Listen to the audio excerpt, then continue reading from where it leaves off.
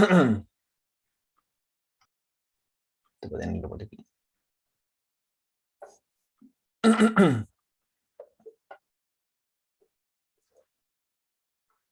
Ya, chiquillos.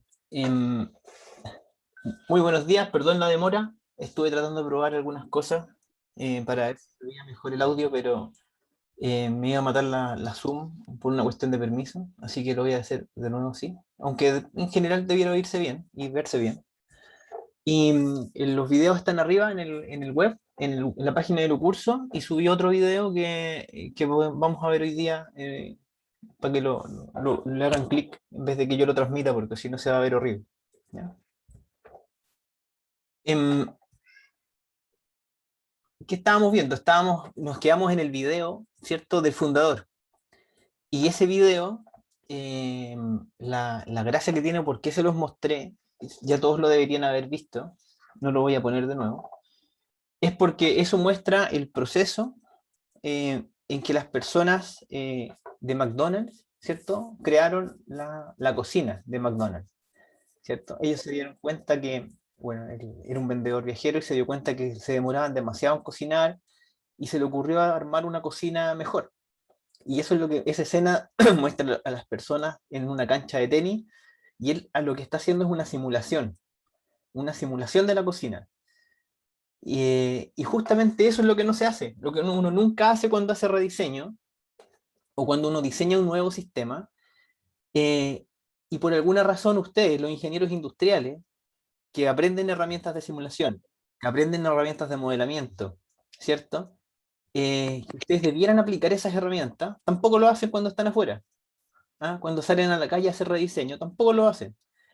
Entonces, es un llamado de atención porque ustedes son los únicos, por si piensan en otras carreras que no sean ingeniería, que no aprenden este tipo de modelos, los de optimización, el tema de teoría de cola y otros modelos más complejos, ¿quién más va a poder hacer esas simulaciones para mejorar el sistema? Nadie. ¿Ya? Y rediseñar lo puede hacer cualquier persona, o sea, cualquier persona que crea que hay un sistema que no funciona tan bien, que tiene algún problema, va y lo corrige, ¿cierto? Eh, pero hay formas y formas de corregirlo. Hay, por ejemplo, uno podría tener, no sé, un periodista rediseñando algún proceso en alguna empresa, y está bien, va a generar unas mejoras, pero es distinto cuando llega una persona con un background ingenieril como ustedes, que son ingenieros industriales, que se supone que tienen visión sistémica de cómo debiera funcionar una organización, hace algunos estudios más cuantitativos, numéricos, hace eventualmente una simulación del problema y después lo corrige. ¿Ya? Es diferente. Entonces el impacto que tiene, las mejoras que se logran, son mucho más grandes y son mucho más duraderas, por decirlo así, en el tiempo. ¿Ya? Entonces, por eso yo les mostré, para eso era el video con el que terminamos la clase anterior que no les no pudimos comentar. Y con eso entramos a la segunda clase, que tiene que ver, y lo que voy a ver es, primero, cómo identificar problemas, o les voy a tratar de contar casos, cuentos, historias que yo he vivido, para que ustedes traten de ver por dónde vienen los problemas de gestión, que es la primera parte que a ustedes les cuesta mucho. En este curso no hay enunciado. Yo les digo, chiquillos, vayan a buscar un problema de gestión en alguna empresa mediana o grande. Eso es. Entonces yo les digo eso y muchos de ustedes quedan con una tremenda duda, sin question mark. Diablo, ¿qué es un problema de gestión? ¿Cierto? Si yo les pregunto, ¿qué es un problema de gestión? ¿Alguien me lo podría decir, que sea con algunos ejemplos cortitos? ¿O se ha trabajado en algún problema de gestión? Ya, Valeria. Quizá que en el proceso se generen colas. Exacto. Colas muy largas, ¿cierto? Como lo que hemos visto ahora con la pandemia. Matías. Dale, Mati. Me imagino, me imagino como un problema de eficiencia. Onda, me tocó trabajar con un centro de investigación de retail y tenían el problema de que los camiones se demoraban mucho y tuvo que hacer un problema de asignación. Súper bien. Buenísimo. hiciste la síntesis de la clase pasada con ahora. Si uno quisiera generalizar en el problema, Mati, baja la mano. Si uno quisiera generalizar con la definición de un problema de gestión, se refiere a cualquier problema que tenga una organización, ¿cierto? Pública o privada, que afecta en su eficacia y en su eficiencia. ¿Ya? Hay personas, no sé, hoy en día hay una corriente, ¿cierto? Mental, no sé cómo llamarle, que cuando uno habla de eficacia y eficiencia casi que es una ofensa. Pero en los organismos públicos y que buscan metas más sociales también tienen objetivos, y eficiencia y eficacia va en pos de esos objetivos. Entonces, por favor, esas dos palabras no las juzguen no las pongan un velo maligno, asqueroso, ¿ya? No, eso no es así. Esas dos palabras, nosotros, los que lideramos las empresas, estamos llamados a colocar metas de eficiencia o misiones que sean correctas, ¿ya? Y que hagan que la organización vaya en un sentido adecuado, ¿ya? Lucas. A mí me pasó que a la hora de estudiar las cuarentenas que se estaban asignando ¿Ya? con esto de la pandemia, se generaba como mala asignación de recursos, se mandaba gente a cuarentena que no necesitaba realmente estar en cuarentena, y al final eso como que es un problema de gestión, pues. Es como que recursos disponibles no se están poniendo a disposición o se están desperdiciando Maravilloso. por errores en el Exactamente. sistema. Sí, perfecto. Esos son problemas, todo lo que han dicho son problemas de gestión. Estamos súper bien. Entonces, ¿dónde podemos encontrar problemas de gestión ahora? ¿Ya? Por ejemplo, la pandemia nos ha generado problemas de gestión en donde antes no se veían. Habían tal vez medios invisibilizados, pero ahora surgen y aparecen espontáneamente y uno dice, maldita sea, ¿qué pasó acá? Y uno como ingeniero no puede evitar decir, esta cuestión se mejora con una app.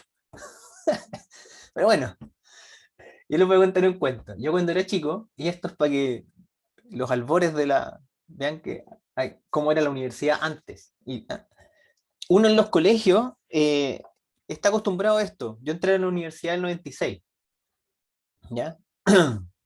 Tal vez ustedes nacieron por ese año o un poco después. Casco, soy muy viejo. Em, entonces, em, el mecanismo normal de difusión de información en ese entonces, que piensen que el 96 tener un computador en la casa era un lujo. O sea, el computador más común de ese año eran los AT486, los más rápidos que habían, y acababa de salir en 95, finales del 95 llegó a Chile el Pentium 1, ¿ok? Y la velocidad promedio de ese era 75 MHz el procesador, disco duro grande como de 20 megas. En fin. Y entonces Internet estaba apareciendo, 95, 96, en la facultad. ¿Ah? Correos electrónicos estaban incipientes en Chile. O sea, era otro mundo.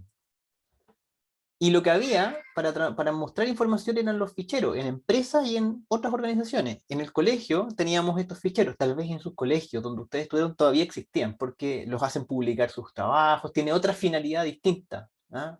Que ustedes puedan aprender a leer, escribir y desarrollar otras habilidades. Se podría hacer con una pantalla perfectamente, pero no tiene sentido en un colegio. A eso voy, propósito del colegio. Pero en la universidad también estaban esos ficheros, y entonces cuando uno quería conocer la prueba, o quería saber las actividades de un curso, o quería saber sus notas, este es un mapa de la facultad, y ahí están los ficheros que habían. Y ustedes tenían que ir caminando por toda la facultad buscando sus notas. ¿Ah? No, si salió, de repente te llegaba el rumor, porque tampoco habían celulares. Salieron las notas de cálculo. Y entonces tú estabas en el otro lado de la facultad y a las 7 de la tarde te ibas corriendo a ver si podías ver el fichero de cálculo para ver tu nota. ¿Ah? Para saber si iba o no iba al reclamo, a llorar. ¿Ya? Entonces era horrible el flujo de información, etcétera, y uno como estudiante decía, oye, pero esto se puede hacer mejor, ¿cierto? Y entonces, como yo estaba en ese año 96, 97, estaba apareciendo Internet, acababa de aparecer Netscape 1.7, aunque no lo pude encontrar. Esta es una foto de Netscape 2.2, tan viejo que ni siquiera está. Y de hecho estaba Mozilla antes que este. Entonces se nos ocurrió con unos amigos hacer, así por el año 98, 99, nosotros pensábamos que podíamos hacer algo similar al correo electrónico, los webmail. Ustedes todos conocen el Gmail, ¿cierto? En ese momento no existían los webmail y empezaron a aparecer el año 97 por ahí, y de la mano de una empresa que se llama Yahoo, que es un buscador, ¿cierto? Que ahora es muy poco usado, tal vez ni lo conocen.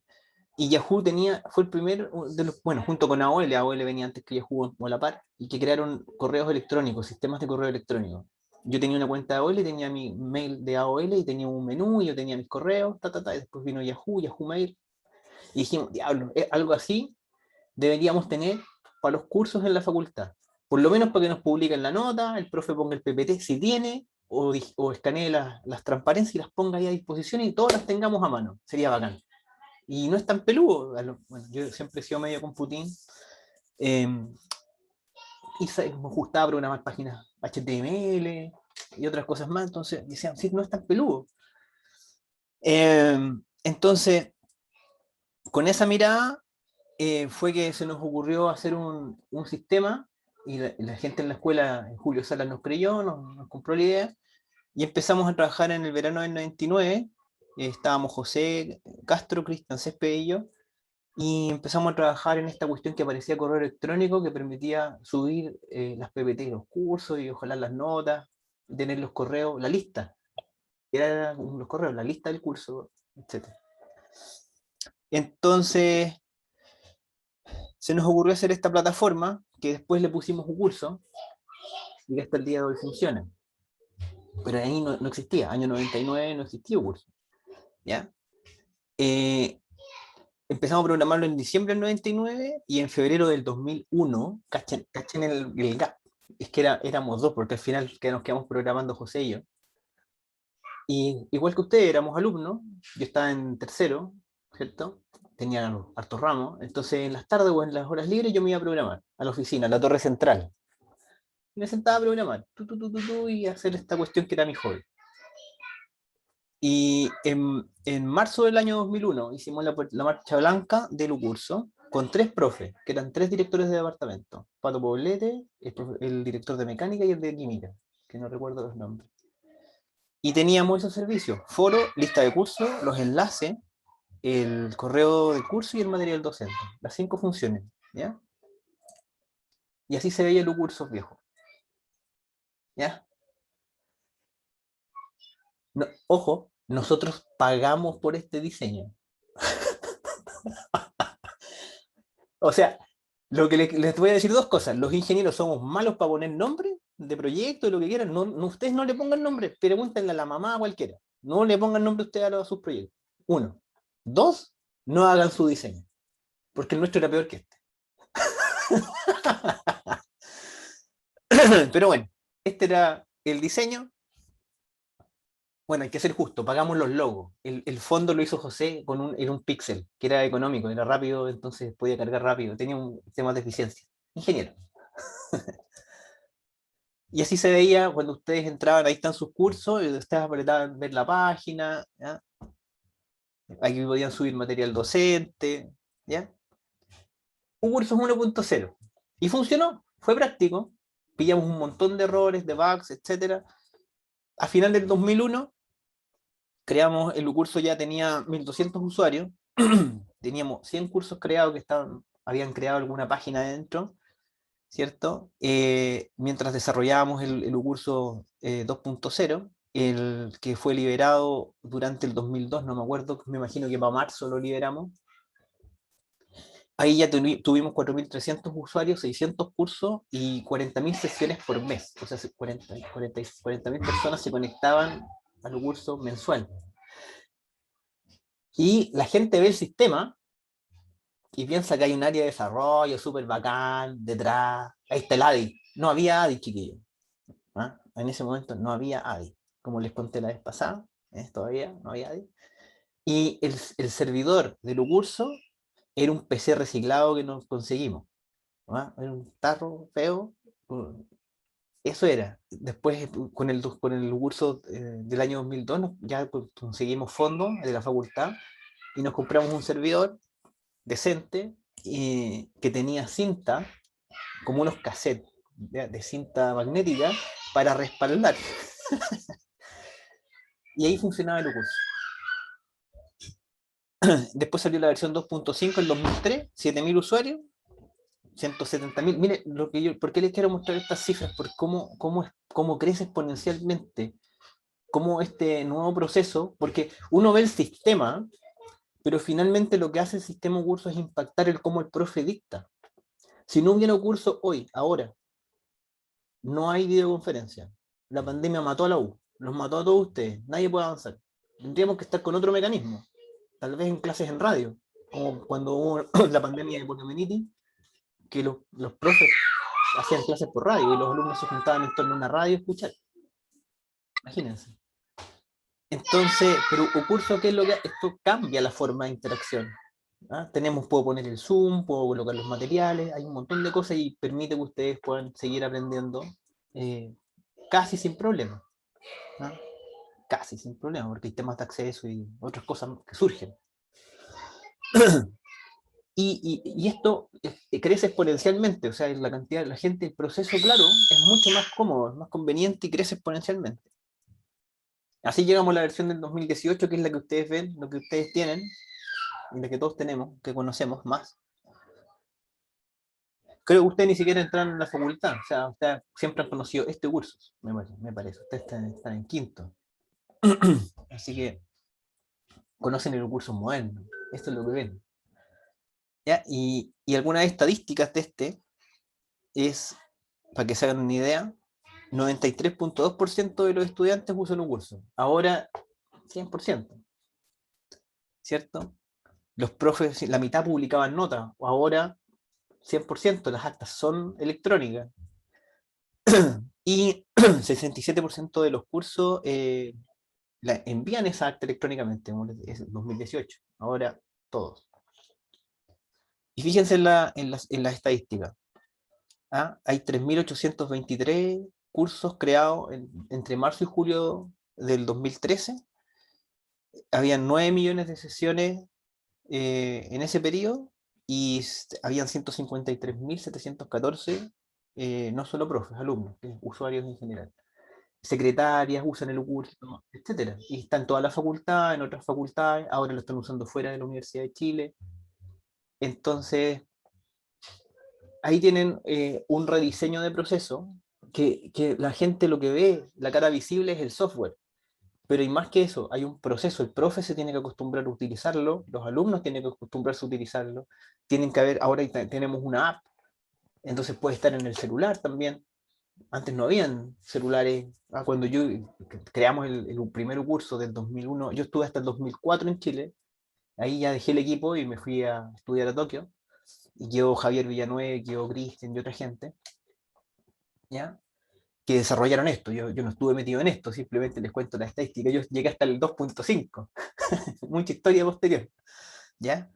Entonces, lo que uno ve es eso, el software, y uno piensa, y por favor, eso es súper importante esta cátedra, uno piensa que el rediseño, que el gran cambio, que la meta final es la app, es la app, y no.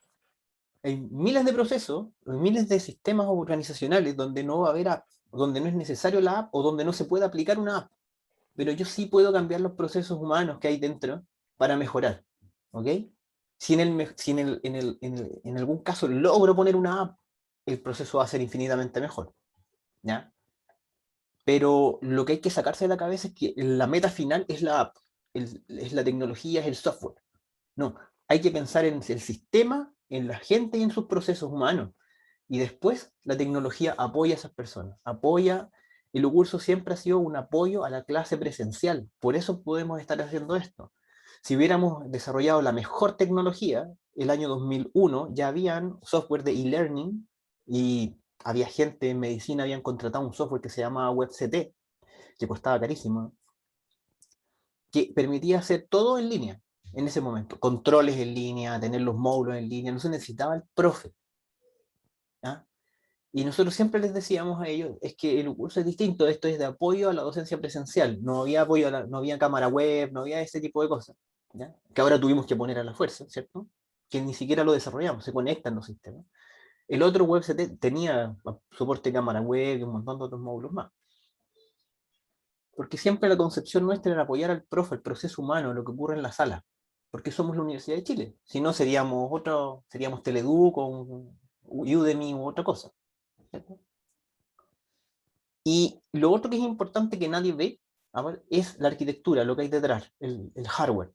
¿Ya? Que también había una evolución brutal en esto, primero desde nosotros haciendo administración de nuestros propios servidores, evolucionando hasta hoy día que parte puede ser arrendada.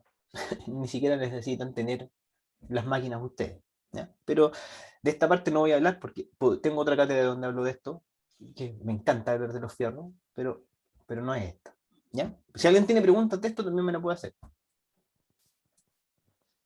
Entonces, en esa época y en ese contexto, chiquillos, y les hablé de los cursos, pero había un montón de otros problemas que vivíamos nosotros los estudiantes a diario. Por ejemplo, cuando nosotros queríamos inscribir ramos. Y eso ustedes tampoco lo vivieron, ni lo han vivido, ni lo vivirán. Esa fila era para inscribir los ramos. O sea, ustedes tenían primero que ir a buscar el catálogo de cursos a la secretaría, que estaba en el segundo piso de la torre central. Y todos los alumnos teníamos que hacer eso. No había páginas web con la información ni nada.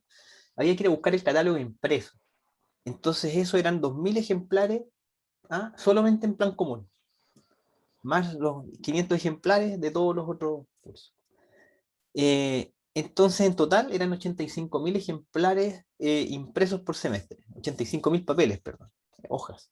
Es un montón. Qué desperdicio. Y ustedes tenían que ir a buscarla. Es un mamotreto, ¿no? Y después tenían que irse a su casa o se juntaban con sus amigos y empezaban a planificar su semestre marcando los cursos y rayando y haciendo como una apoyagol, como un loto, buscando las mejores combinaciones. Y cuando tenían eso, y tenían que tener 3 posibilidades de calendario, de horario, ustedes iban de nuevo con una fichita, como un pollagol, les digo, tal cual, y iban a la secretaría de nuevo, hacían fila, porque uno podía ir en los cambios de hora, hacían esa fila, se lo entregaban a la secretaria, y ese era el proceso, chiquillos. Era horrible. Y además, piensen el otro lado, ¿qué pasa una vez que ustedes dejaron el papel? ¿Qué pasa una vez que ustedes dejan el papel? O sea, había un grupo de personas detrás que estaban viendo los topes de horario, viendo, ya, este es válido, este es válido, ya. Este otro lo rechazamos. Ya, así, a mano, para todos los alumnos de la facultad. No, era horrible. De hecho, pregúntenle a un Julio Salas, que ahora es asesor del decano. Él fue, en ese momento era jefe de administración docente, y después ya por mucho tiempo fue subdirector docente. Y él hacía ese trabajo. Es que es una cosa impresionante, él se va a reír. Si estuviera aquí estaría muerto de la risa recordando eso. Yo recuerdo porque yo trabajaba haciendo los cursos con él, programándolo. Él estaba de guata en la oficina, les juro, con papeles por todas partes en el piso de la oficina, con montoncitos, haciendo la optimización de esos papeles. Impresionante. Y entonces era un proceso lento, tenía errores, etc. Bueno, en ese entonces, como estábamos con esto de los cursos y otras cosas más, desarrollamos ahí mismo, con otros colegas, con otros compañeros, porque finalmente éramos todos alumnos, un software, creo que este lo desarrolló Cristian Césped, uno que optimizaba, que hacía el match de todas de tus horas y generaba el calendario. Y después creo que lo tomó Javier Villanueva, que ahora es el director de la ADI, y lo mejoraron y generamos el catálogo en línea, donde está todo el catálogo y ustedes se meten en una página web, ¿cierto? Este es el catálogo y ustedes tienen los profes que lo dictan, las secciones, los horarios, las UD, está todo ahí y ustedes lo pueden mirar, lo pueden imprimir, lo que quieran, pero además como está todo digital, entonces por debajo esto se mete a una juguera, hace las combinaciones y les dice esto es válido, esto no es válido, corrija esto, ¿ya? Entonces cambiamos un proceso, ya no hay fila, ¿cierto? Todo en la medida que tenemos redes, tenemos computadores, tenemos acceso, ¿cierto? Siempre estaba pensado para los alumnos que estaban en la facultad. donde teníamos computadores, teníamos laboratorios, nadie se queda afuera porque no tiene un PC, ¿cierto? Y por muchos años. Ahora, esto con la pandemia ocurre que hay personas que la conexión no es buena, las compañías, incluso ustedes pueden tener fibra, pero las compañías se saturaron y no tienen cómo conectar, tienen otros problemas asociados, pero los ingenieros, gracias a eso tenemos trabajo, ¿no? Vamos rediseñando, mejorando todos los sistemas que vayan fallando. Se generó otra plataforma. Profe, ¿Sí? una pregunta. Que siempre he pensado respecto a la toma de curso, que no sería más fácil para las dos partes los sistemas de toma de cursos que tienen otras universidades de que según la prioridad que uno tiene es el horario que te asignan y después uno sabe directamente cuando toma el ramo si es que te lo van a dar o no. Y así tampoco hay que andar haciendo toda la optimización después de mezclando eso que decía usted en la juguera y todo eso. Sí, yo la verdad que hace 20 años que no toco el proceso. Tal vez ha cambiado y habría que preguntarle a los chiquillos de edad y a la gente de la subdirección qué están haciendo, pero yo recuerdo que en algún momento usaron la prioridad, o están usando la prioridad para hacerlo, ¿ya? Pero te mentiría si conociera el proceso. Ahora, te aseguro, de verdad, que si no están haciendo las cosas aún mejor, es porque hay alguna restricción más dura de reglamento, de cosas que no estás viendo. Mm.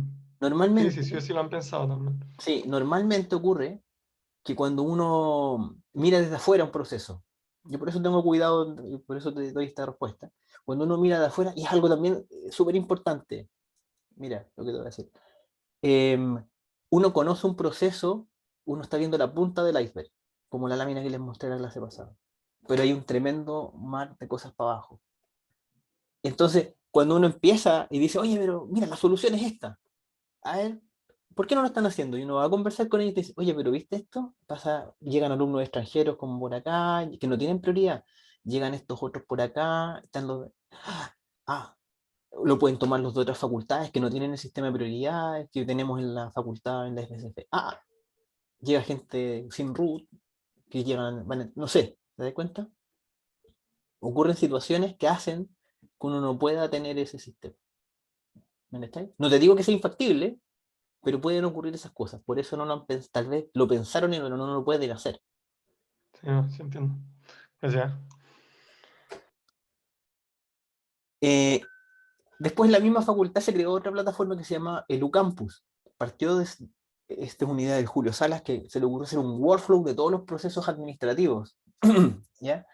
Y ahí empezaron a desarrollar cosas y el elimina, que eran filas, y eran papeles, el cambio de nota, que eran filas, papeles, memorándum de los profes, poder crear ramos, también, memorándum, puros papeles, todo fue, y piensen en el estafeta de industrias moviéndose con los papeles, es una locura, todo se digitalizó y está en la plataforma. Y este, por ejemplo, es una de mis pantallazos. Yo aquí tengo mis trámites, cambio de nota, cometido funcionario, que es cuando uno va a una conferencia, bueno, envíe permiso para salir una semana. Todas estas cosas se hacen en línea. No hay papeles, lo puedo hacer yo tranquilamente. Entonces, en pandemia podemos seguir operando y podemos seguir haciendo los trámites, podemos seguir grabando gente. Las titulaciones eran, es todo un tema formal. Todo eso está ahora acá en línea. Ahora, hay facultades, por ejemplo, no les voy a decir nombres, hay facultades, de hecho, de un proyecto de alumnos de este curso del año 2019, que vio el tema de las titulaciones en otra facultad amiga, del área de la salud, hay como tres, ¿ya? Entonces, y ahí tienen la escoba con las tesis, con los procesos de titulación, era todo todavía manual, no, terrible, y nosotros, los alumnos fueron y les mostraron esto, me decían, oye, curso, mira, estaban maravillados, oh, no sabíamos que esto estaba, por favor, no, empezaron a hablar con nadie para tratar de mejorar, ¿ya? Bueno, esta es una tecnología que ustedes no conocen, me lo voy a saltar para no perder tiempo. Es una anécdota. Ahora, eso es algo que traté de poner ejemplos como no tengo tanto tiempo, que sean lo más cercano a ustedes para que vean cómo ustedes pueden ver un montón de problemas, sobre todo en términos de papeles, en términos de filas, en términos de esperas, que pueden ocurrir en distintas empresas y organizaciones.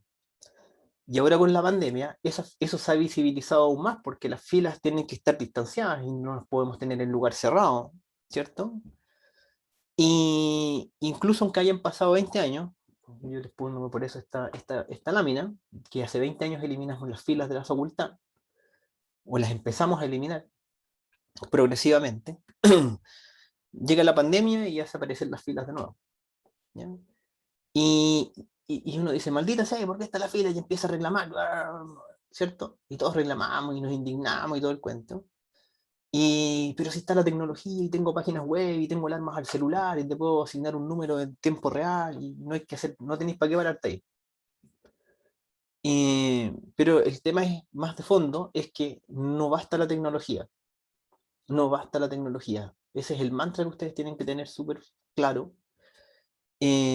Hay un tema de los procesos internos y del diseño de las organizaciones y del contexto que tienen.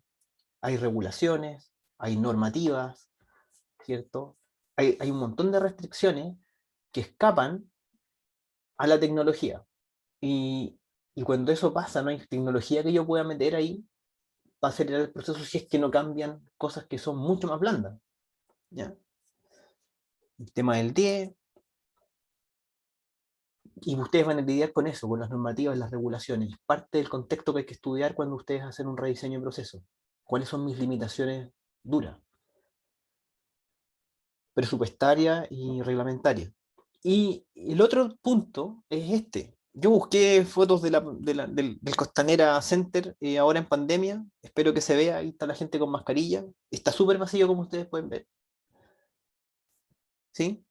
Y tampoco basta con diseñar y cambiar las normativas y después tal vez apoyar con tecnología, porque ustedes siempre van a estar luchando con el factor humano, como ingenieros de proceso, como ingenieros que van a hacer una mejora en una empresa, organización, en un sistema, siempre, siempre, siempre van a estar lidiando con el factor humano. Y el factor humano es más fuerte que cualquier cosa. Les puede botar cualquier megaproyecto que ustedes estén haciendo. ¿Ya? Entonces, muchas veces hay que hacer los sistemas menos eficientes para poder lidiar con el factor humano. Ahí está mi dedo, ¿ya? De hecho, si ustedes piensan en Latinoamérica en general,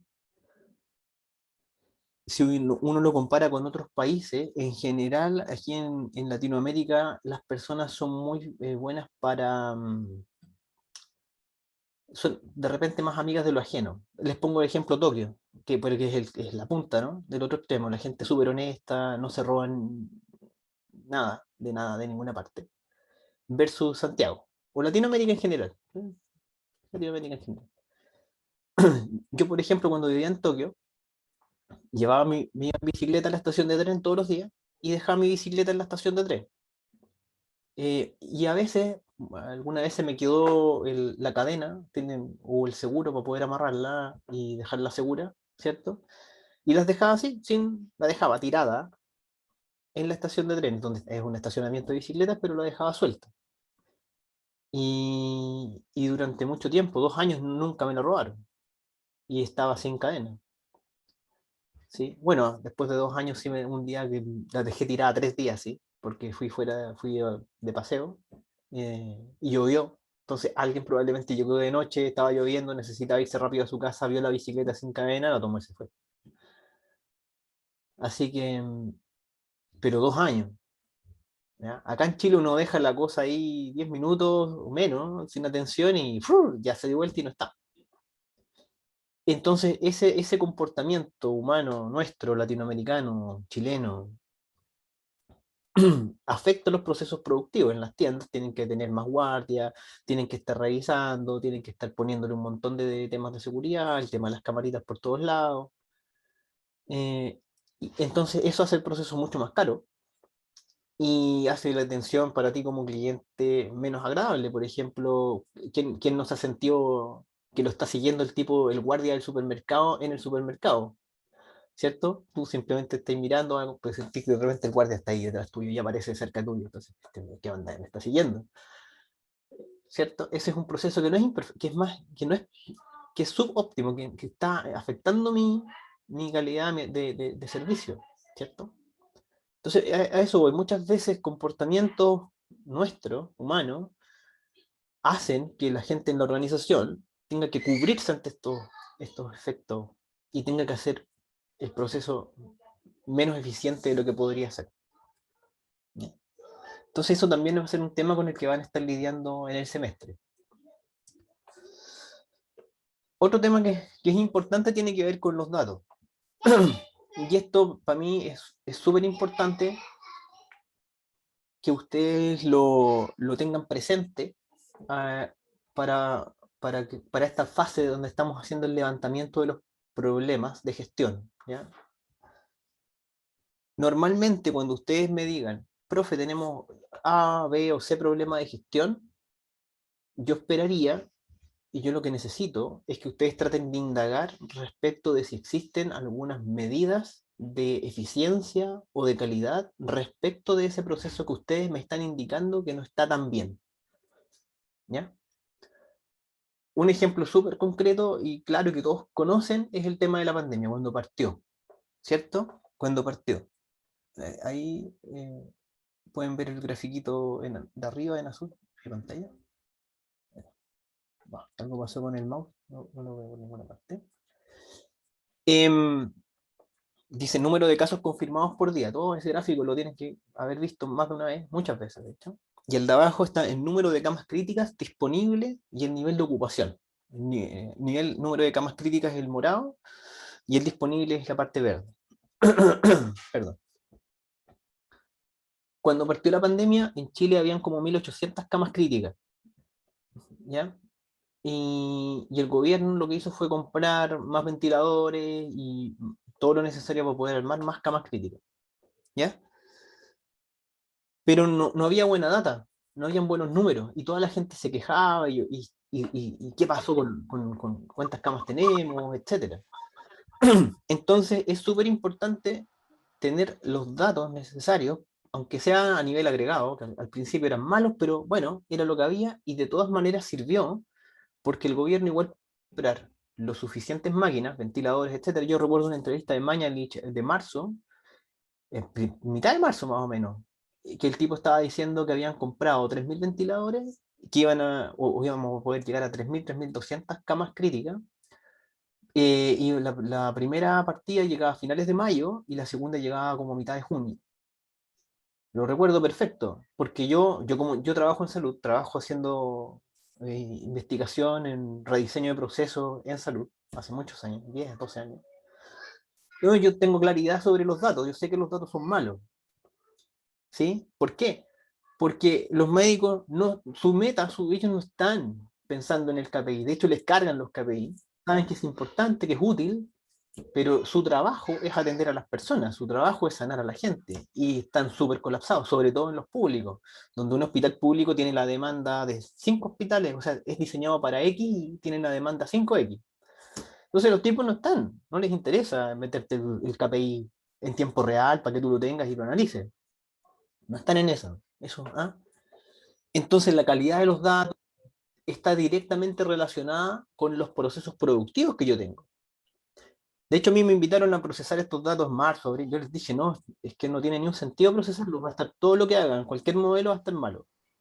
Y por eso me llamó tanto la atención lo que dijo Mañalich en marzo, porque él estaba diciendo que iban a llegar tantos ventiladores en mayo, tantos ventiladores en junio. Y si ustedes ven el gráfico, y después lo echaron al Mañalich como finales de junio, principios de junio, que todo malo, lo hicimos súper mal.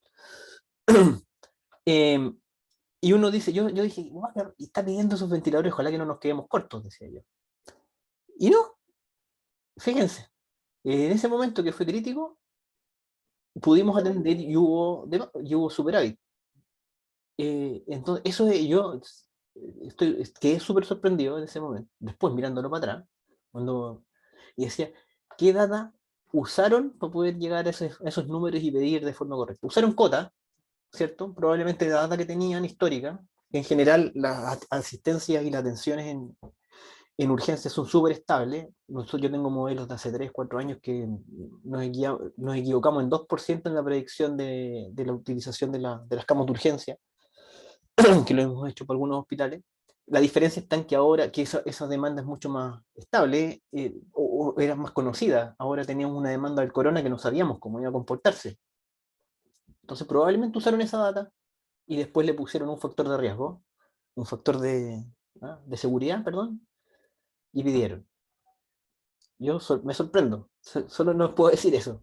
Encuentro que fue maravilloso ese uso de datos, si es que pidieron y no se quedaron cortos. Yo hubiera esperado que se quedaran cortos, pero no. Bueno, maravilla. Bueno, y está todo el tema de la reutilización de camas, y la misma gente, los mismos médicos dicen, ya, pero en el momento, ahora está llegando la gente, no tengo el ventilador, llega en junio, llegan finales de mayo, llega a final de mayo, pero va a pasar una semana para que lo puedan instalar, diablo. Y la gente llega, ¿qué hago? Tengo camas de menor urgencia, las puedo adaptar y las puedo llevar a unidad de cuidado intensivo. Puedo hacer eso. Y reconversión de camas se llama eso. Porque el proceso está vivo, toda la gente está tratando de mejorar su trabajo. Están haciendo rediseños en tiempo real. ¿Ya?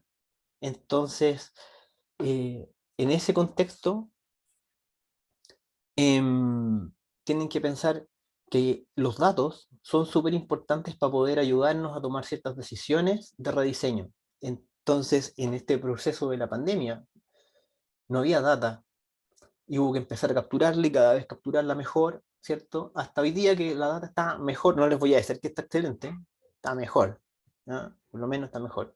Los procesos para capturar los datos son mejor.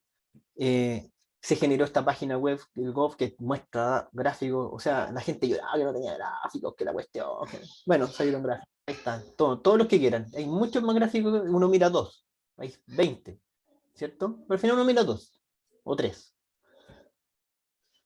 Ahí está. No es que, y ahí, de nuevo, al compañero que me dijo adelante, ¿cierto? Y que un comentario me sirvió súper.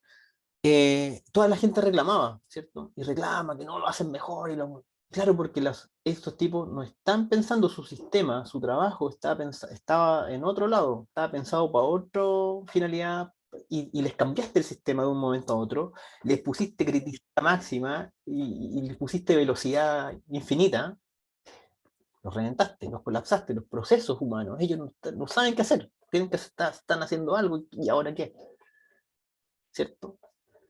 No es que no lo quieran hacer mejor, pero son procesos complejos. Piensen en un hospital, hay personal de atención directa de pacientes, en el Ezequiel González Cortés, que es el hospital de niños donde yo trabajo más, son 156 médicos, entre médicos, enfermeras, paramédicos que atienden a los niños, más toda la gente administrativa. O sea, es una locura. ¿Cómo los organizo de aquí a mañana o de aquí a las 2 semanas más para que me den los datos? Entonces, pero les damos un tiempo, empiezan a ver lo que se cae, empiezan a ver lo que fallan, empiezan a corregir y logramos tener algo que medianamente sirve, un rediseño. Ahora, como les decía, lo importante de los procesos, y por qué les hablo de estos datos, porque aquí nosotros podemos ver que en este momento, con esta data, que es diaria, es near real time prácticamente, es muy buena data, aunque como les digo, tiene errores. Uno puede ver que la línea morada, ahora el 17 de marzo, está muy cerquita del verde. Está muy cerquita del verde. Y vemos la línea de arriba, es que los confirmados por día va pero como avión, y claro, y esto no baja de un día para el otro. Entonces, ¿qué veo yo? A pesar de que nos están vacunando, ¿cierto? Lo que uno ve acá es que igual hay un riesgo, no menor, de que si nos quedamos sin ventiladores ahora, para todas las personas. Entonces sí hay que tener más cuidado y probablemente el Ministerio ya tomaron las acciones. ¿Ya? Pero eso yo lo puedo saber gracias a que tengo estos datos y que los estoy viendo. Entonces estoy haciendo visible mi gestión, ¿ya? Y yo puedo entonces decir ahora, yo les podría decir, ¿sabe? Como ministro de salud, entonces vemos que de verdad nos estamos quedando cortos, probablemente no ahora, probablemente surgieron mucho antes. Y vamos a pedir tantos ventiladores, necesitamos tantos millones de pesos para pedir los ventiladores y tienen que llegar en tal fecha. Y eso lo puedo hacer gracias a los datos. Puedo justificar el problema, puedo justificar el presupuesto, ¿ya? Y entonces algo así yo necesito para el curso. Cuando ustedes me digan, profe, hay un tema con las listas, con las esperas en, por ejemplo, extranjería, que da las visas. Tuvimos un proyecto de rediseño el 2020, primer semestre, en extranjería. El KPI para poder, que tiene extranjería para dar visa, es 180 días. O sea, desde que una persona parte su trámite para tener visa permanente, hasta que le das la visa permanente, son 180 días, 6 meses, más o menos. El KPI promedio, con data de los últimos 3 años, son 400 días. Le estoy dando cifras concretas que me dieron los chicos del curso, analizando la base de datos. 400 días, más o menos 100. O 300 días más o menos 100. 300 días más o menos 100. Ese era el número correcto. 300 días más o menos 100, ¿cierto? Estamos muy pasados. Y entonces ellos llegaron a decirme, el problema que nosotros queremos rediseñar es el proceso de obtención de visa definitiva en extranjería. ¿Ya? O colocaron muchas otras cosas, muchas otras cifras, y hablaron del problema en general, tienen mucho, pero yo le estoy dando el número concreto. Y eso entonces me lo pudieron dar porque tomaron algunos datos que extranjería tenía en las bases de datos, lo analizaron, afortunadamente tenían definidos los KPI, métricas, para poder decir, oye, estoy muy mal. Porque hay organismos, organizaciones, empresas, donde ni siquiera hay KPIs, sobre todo las empresas chicas, startups u otras más, y por eso no les recomiendo, siempre les he dicho que no les conviene meterse ahí, porque cuando no están definidas tenemos un problema previo, incluso, ¿ya? Entonces, es súper importante que cuando ustedes hagan el levantamiento, pregunten cuáles son si es que hay métricas de control de gestión, cuáles son los valores esperados de esas métricas, qué es lo que la empresa considera que es correcto, si se atrasan, hasta cuánto es aceptable, y data para poder ver cómo está la empresa en ese momento y ojalá histórica, si es que les pueden facilitar esos datos respecto de los procesos. Ahora, normalmente los procesos son gigantes, no les van a poder dar datos de todo, ¿ya? Probablemente de una cierta parte del proceso tienen algo de datos, de otra parte. Eso sirve igual, porque por último sirve para generar cotas, como lo que pasaba acá en el tema de la salud que les estaba mostrando. Por último, yo tengo alguna cota mínima, pues yo sé que si quiero ver, es medir eficiencia en tiempo, y si un proceso dura 5 minutos, el otro dura 30 días, ¿cierto? Y el medio no lo sé, entonces yo por lo menos sé que este proceso mínimo se va a demorar, ¿cierto? 30 días más 1, 31 días más algún tiempo que podría ser súper grande. Y ahí ese tiempo, eso uno lo puede preguntar con encuesta. Uno puede hacer entrevista y preguntar en promedio esta parte del proceso cuántos, no, aquí son 2 días, y otro les dice son 3 días, otro les dice son 2 días, y así, 2,4 días promedio, y entonces pueden generar cotas de tiempo en el proceso. Y cuando ustedes hacen el rediseño después y dicen, este proceso lo vamos a hacer automático, este otro lo vamos a hacer automático, esos tiempos se van a cero, entonces pudimos bajar en 10% el tiempo de ejecución del proceso. ¿Ya? Entonces uno puede medir, por lo menos uno puede con cotas tener alguna noción del tamaño de la mejora que está introduciendo al proceso. ¿Ya? Así que, por favor, eso, cuando tengan dudas y tengan problemas en la empresa, cuando ustedes empiecen con la empresa a generar estos levantamientos, yo estoy seguro que ahí van a empezar a aparecer los problemas y las preguntas. No duden en contactarnos, ¿ok? Hasta acá, ¿alguna pregunta? ¿Estamos bien? Ya, súper bien. ¿Profe? Sí, Es que La dependencia de los datos está bien fuerte en el curso y al menos me pasó que di dirección el semestre pasado y pasaba que no era muy común que me soltaran los datos. Onda, se me demoré como 3 meses a que me soltaran los KPI recién. Sí, sí, suele ocurrir. Pero tú Entonces, ¿qué tranquilo. hacemos ahí? No, no, tú tranquilo. En este curso nadie nunca ha reprobado porque la empresa te ponga un problema. ¿Ya? Primera, ¿sí? De hecho, es tan así que el curso que les estoy diciendo, estos datos maravillosos de los 180 días de atraso, los chicos lograron obtenerlos como a la semana 10 o 12. Oh, Sí, pero salieron con una de las mejores notas. ¿Ya? Así que tengan fe en el cuerpo docente, tengan fe porque a pesar de que el trabajo, ustedes concéntrense en hacer el trabajo de esta forma, lo mejor posible. Yo me encargaré de buscar una solución si es que hay un problema de medida del KPI, si es que de los bases de datos. Yo me encargaré de buscar una solución para que ustedes puedan tener una evaluación justa. ¿Ya? Pero por favor, trabajen, encárguense de trabajar, demuéstrenme que están trabajando. Nadie va a reprobar si trabaja, si gasta tiempo y muestra que está haciendo el esfuerzo. ¿Ya? Nada más que eso. ¿Ya? Porque yo tengo absoluta claridad de todos los problemas que ocurren aquí con los jóvenes.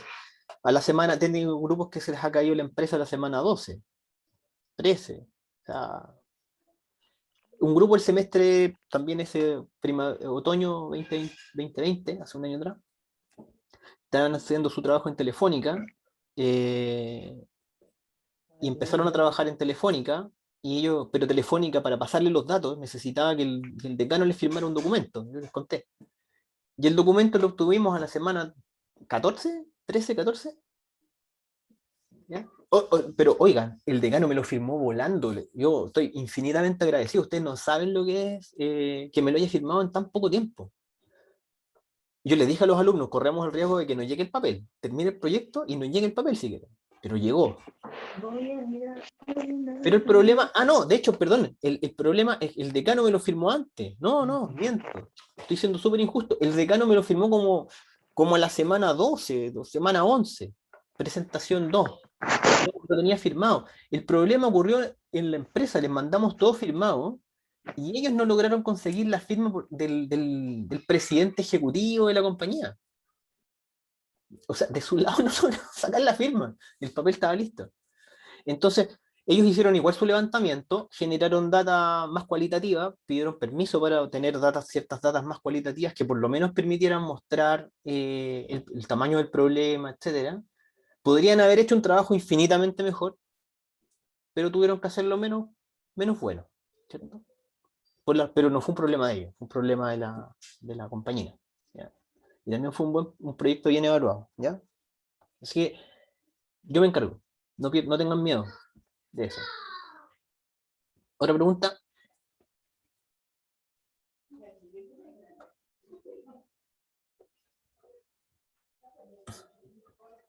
Ya, chiquillos, voy a la última parte, me quedan poquitos minutos. Ahora, las organizaciones son sistemas complejos, ¿ya? Son sistemas complejos y nosotros tenemos dentro de una organización un montón de partes y piezas.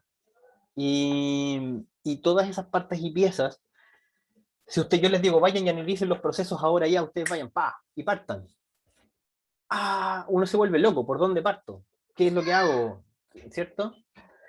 Entonces yo aquí les voy a empezar a dar algunas pautas para que sepan en qué cosas hay que analizar. Y cuando yo les digo cosas que hay que analizar, quiere decir que hay que hacer preguntas en las entrevistas respecto de estas temáticas. ¿Okay? Ustedes se pueden construir un guión y decir, ya, algunas preguntas de, por ejemplo, la estructura organizacional. ¿Cierto? Entonces, una de las primeras preguntas, oye, ¿cuál es la estructura organizacional de esta gerencia o de esta jefatura o de este departamento donde yo llegué a trabajar? Me preguntan al jefe. ¿Cuál es? ¿Quién es el jefe? ¿Quién manda? ¿Quiénes están? Hay 3, 4 áreas, subáreas. ¿Cómo se organiza el trabajo? ¿Por qué es importante eso? Porque hay un tema de línea de mando y un tema de responsabilidades. ¿Cierto? Ha ocurrido que de repente en empresas, sobre todo medianas, empresas familiares, cuando ustedes preguntan el organigrama, la gente empieza así como a hacer así, como que se empieza a poner un poco incómodo, y ocurre ¿qué puede ocurrir? Que, mire, tenemos este jefe, para este tema el jefe de finanzas o el gerente de finanzas manda, y para los temas estos manda el otro jefe. Entonces un departamento que tiene 2 jefaturas. Eso es súper raro.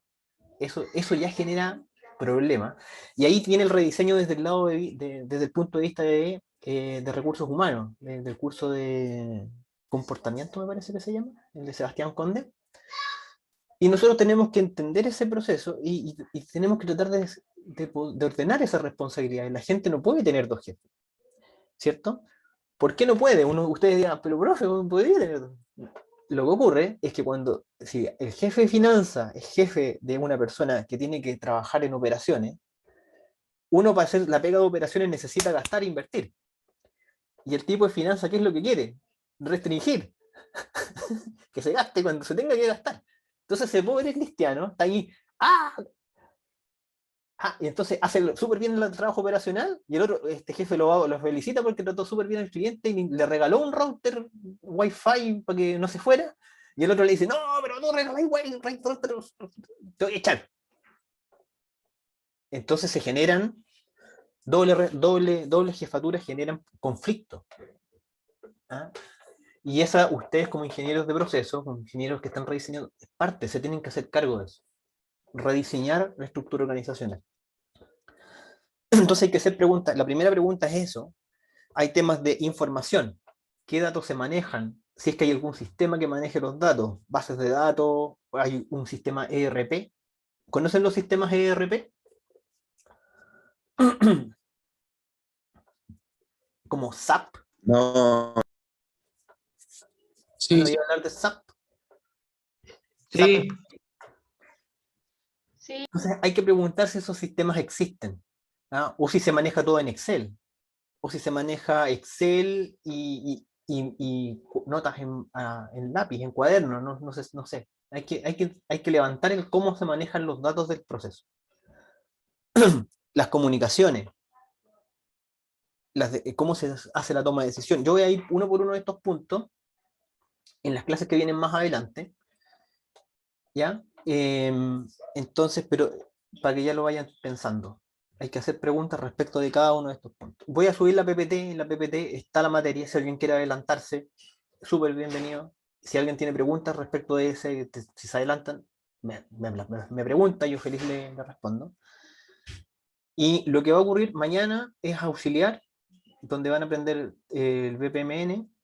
El martes y jueves también van a tener clase con los auxiliares. Por favor, vayan a esa clase porque esa materia es fundamental para poder modelar los procesos. ¿Ya? Y hacer todo este levantamiento. Es de las pocas, así como cosas concretas que nosotros les vamos a enseñar. Todo el resto va a ser aplicar cosas que sepan. ¿Ya? Eso, chiquillos, ¿alguna pregunta?